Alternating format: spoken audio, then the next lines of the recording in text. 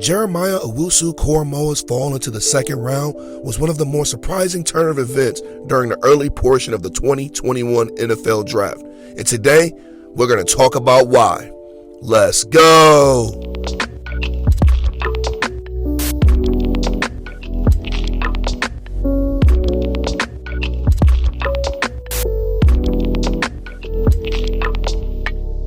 What's up, everybody?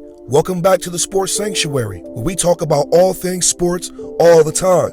As you can tell from the title on the video, today we're going to be talking about Cleveland Browns linebacker Jeremiah Owusu-Koramoah and the apparent reason that he fell out of the first round in the 2021 NFL Draft.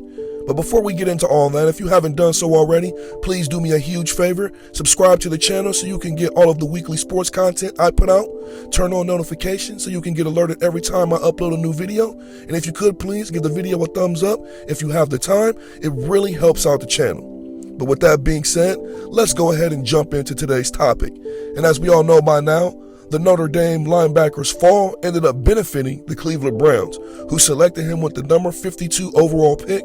But after a recent report from ESPN's Adam Schefter's come out, we are now starting to get a clearer picture as to why the prospect that was pegged by so many to be a first-round talent actually dipped down the board.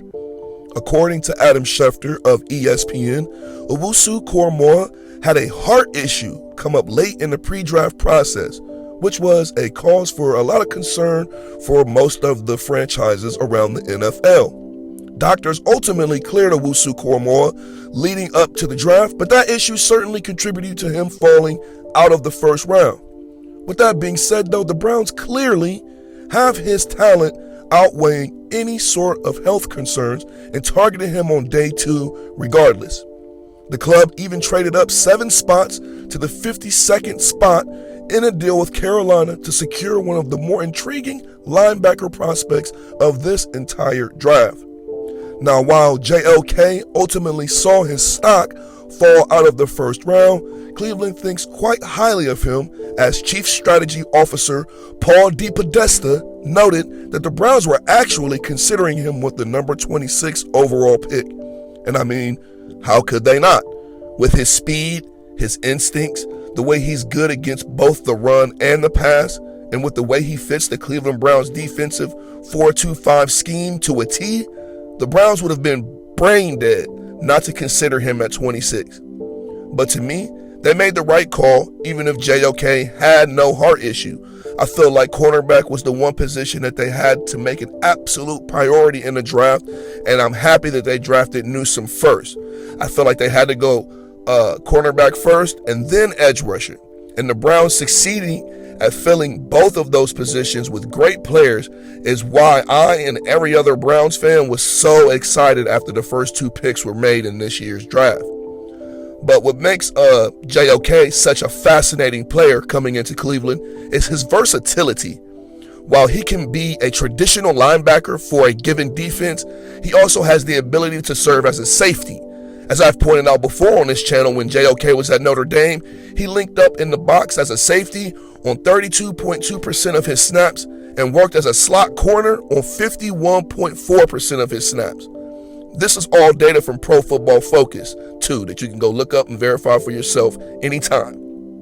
That type of versatility, in my opinion, to have in coverage is something that the Browns defense needed very badly last year, and it's going to need a lot this year with everybody in the AFC upgrading their rosters.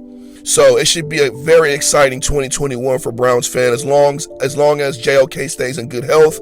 I feel like this second round pick will be looked back as a tremendous tremendous steal by the Browns. But what do you guys think? Does this news about JOK's heart change how you feel about him getting picked up by the Browns? Or does it not concern you at all? Let me know down in the comment section, and let's talk about Browns football, baby. As usual, if you enjoyed this video, please do me a favor, go subscribe to the channel so you can get more weekly sports content, hit that thumbs up, and share the video with your friends. Other than that, that's all I got for you guys today. Thanks for coming out to support the channel. As always, I will always appreciate your support, and I'll see you guys next time. Peace.